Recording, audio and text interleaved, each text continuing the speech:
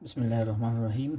तो व्यूअर, आज का हमारा नया टॉपिक है ब्रिटिश इंजीनियरिंग सिस्टम, यानी इसको हम FES सिस्टम भी कह सकते हैं, यानी पुट, फाउंड और सेकंड।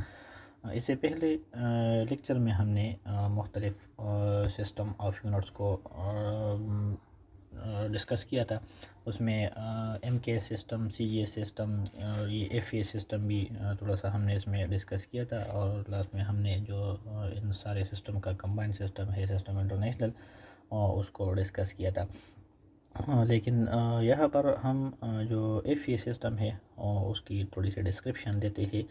इस सिस्टम को ब्रिटिश इंजीनियरिंग सिस्टम भी कह सकते हैं, क्योंकि ये सिस्टम मोस्टली यूनाइटेड स्टेट में राइज है, और वहाँ पर फिजिकल क्वांटिटीज़ के जो के मेजरमेंट के लिए इस्तेमाल होता है इंजीनियरिंग फील्ड में।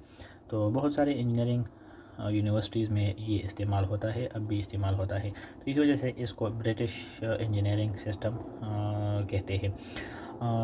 इस सिस्टम में जो बुनियादी क्वांटिटीज़ है वो है लेंथ, फोर्स और टाइम। ये फंडामेंटल क्वांटिटीज़ यहाँ पर कंसिडर किए हुए हैं, यानी लेंथ, फोर्स और टाइम। तो जो बाकी जो सिस्टम थे, यानी CG सिस्टम और MK सिस्टम, यानी और SI सिस्टम, उसमें जो फंडामेंटल क्वांटिटीज़ थे हमारे पास वो लेंथ, मास और टाइम थे। लेकिन यहाँ पर फोर्स जो है ना वो फंडामेंटल क्वांटिटी के तौर पर लिया हुआ है। तो इस सिस्टम में जो लेंथ है उसको मेजर किया जाता है इन यूनिट ऑफ फुट, और फोर्स को मेजर किया जाता है पाउंड में। इसी तरह टाइम को मेजर किया जाता है सेम एज सेकंड में। तो इसी हिसाब से इसको फुट, पाउंड और सेकंड, यानी FES सिस्टम के नाम से भी मतलब इसको हम रिप्रेजेंट कर सकते हैं।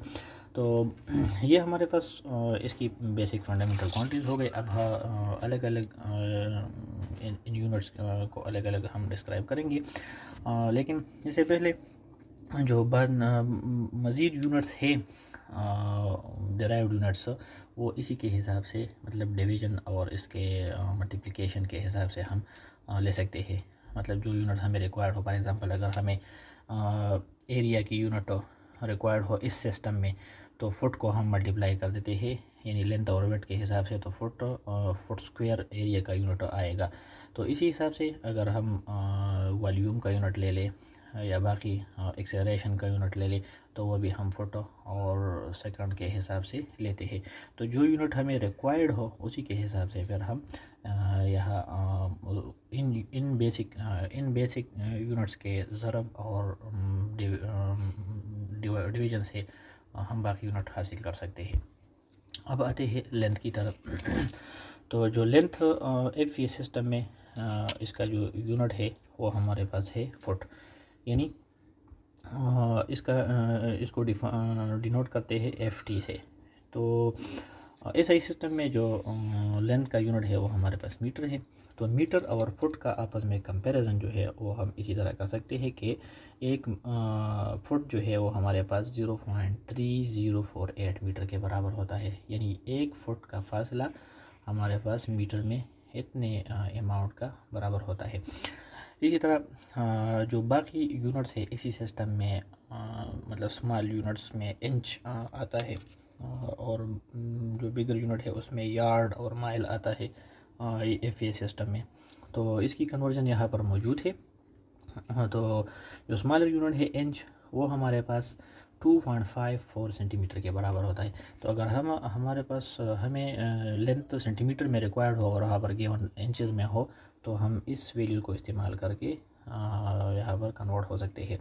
इसी तरह जब 12 इंचेस कलेक्ट हो जाए तो वो 1 फुट के बराबर होता है, मतलब 1 फुट हम लेते हैं। और अगर 3 फुट का फासला हम कलेक्ट कर ले तो उसको हम 1 यार्ड कहते हैं, जिसको हम गज कहते हैं। 1 गज का फासला फिर वो बनता है। और जब 1760 यार्ड्स बन जाते हैं तो वो 1 माइल बनता है, यानी 1760 गज का फासला 1 माइल का फासला होता है। इसी तरह अगर हमें कोई वैल्यू माइल में गिवन हो और हम किलोमीटर में वो कन्वर्ट करना चाहते हैं, या किलोमीटर में गिवन हो माइल में कन्वर्ट करना चाहते हैं, तो फिर हम ये यूनिट इस्तेमाल करेंगे, ये वैल्यू इस्तेमाल करेंगे। 1 किलोमीटर जो है वो हमारे पास 0.6 माइल के बराबर होता है। तो इस हिसाब से माइल जो है वो किलोमीटर से बेहतर यूनिट है। अब आते हैं फोर्स की जानिब। फोर्स एफ सिस्टम में हमारे पास उसका जो यूनिट है वो हमारे पास है पाउंड। तो फोर्स को पाउंड में मेजर किया जाता है, और पाउंड का डिफिनीशन यहाँ पर हमने दिया हुआ है कि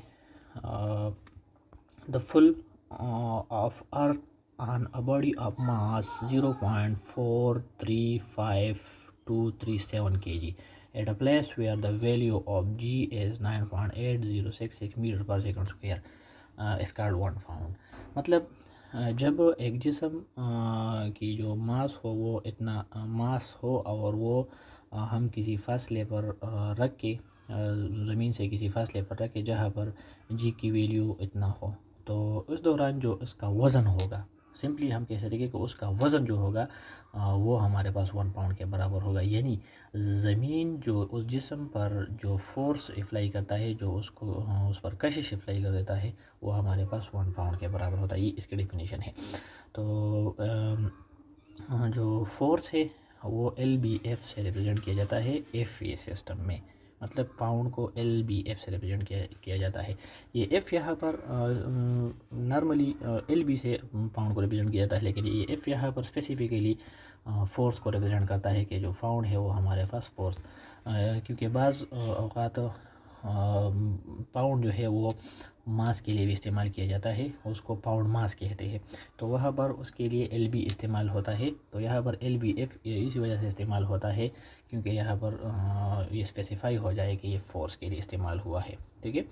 तो पाउंड और न्यूटन का आपस में जो कंपैरिजन है, मतलब वो किन वैल्यू के बराबर है, तो हम इस तरह देख सकते हैं कि एक जिस्म का जो वेट है वो हमारे पास F=mg, मतलब वेट mg के बराबर होता है। तो मास अगर हमारे पास ये वैल्यू है, ठीक है, और जो g है वो हमारे पास ये वैल्यू है, तो अगर हम यहाँ पर ये वैल्यू पुट कर ले तो हमारे पास आता है कि 1 पाउंड = 4.45 न्यूटन। तो इस वैल्यू की मदद से हम न्यूटन से पाउंड में और पाउंड से न्यूटन की तरफ आसानी से आ सकते हैं।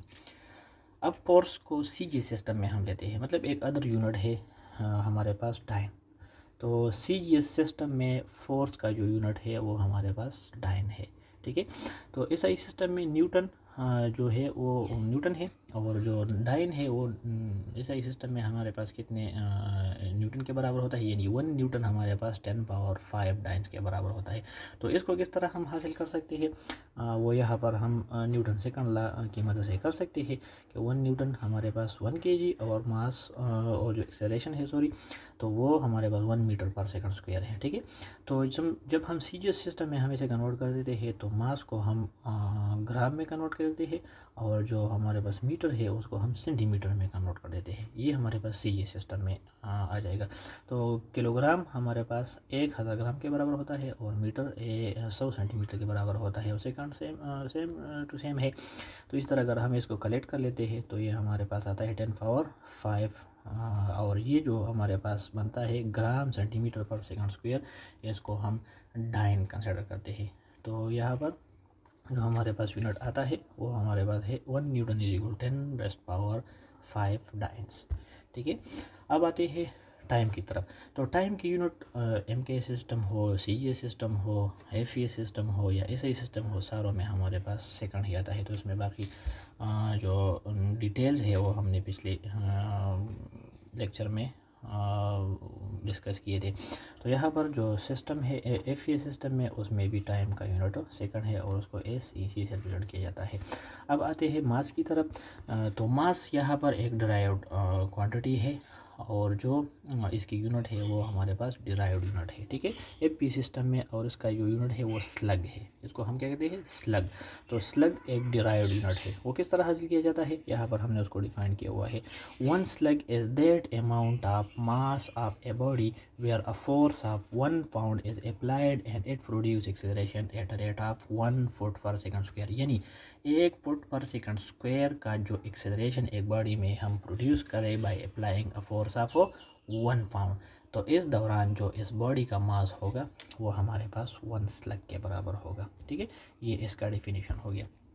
अब स्लग को किलोग्राम में किस तरह हम कन्वर्ट कर सकते हैं, या किलोग्राम को स्लग में किस तरह कन्वर्ट कर सकते हैं, तो वो भी हम न्यूटन सेकंड लॉ की मदद से कर सकते हैं। तो F is equal to m a, तो M is equal to F divide by a, मतलब बोथ साइड को हम ए पर डिवाइड कर देते हैं। तो यहाँ पर एफ ई सिस्टम की हम बात कर रहे हैं, तो फोर्स को हम पाउंड में लेते हैं और एक्सेलरेशन को फुट पर सेकंड स्क्वायर में लेते हैं।